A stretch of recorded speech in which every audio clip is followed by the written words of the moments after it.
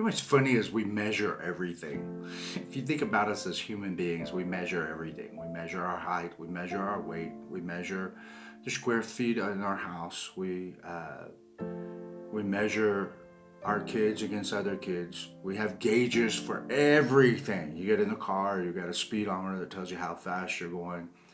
Your oil pressure gauge tells you your engine's working all right and you're where you need to be there. You got tachometers, temperature gauges. I mean, just gauges for all kinds of things.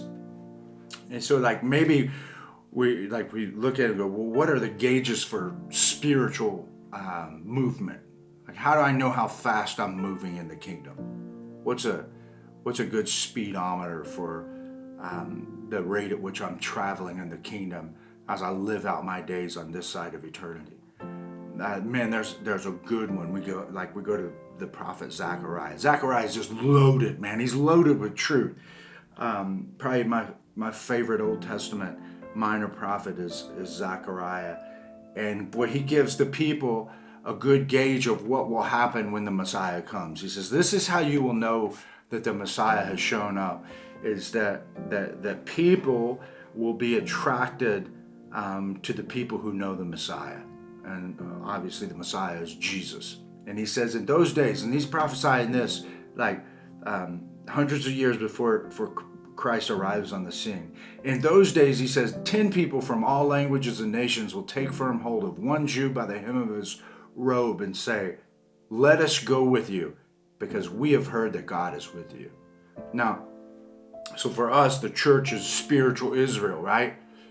So he's saying, like, people, that number 10 is a good, healthy number. That, like, people, like, it doesn't actually mean just 10 people. It's a good, complete number.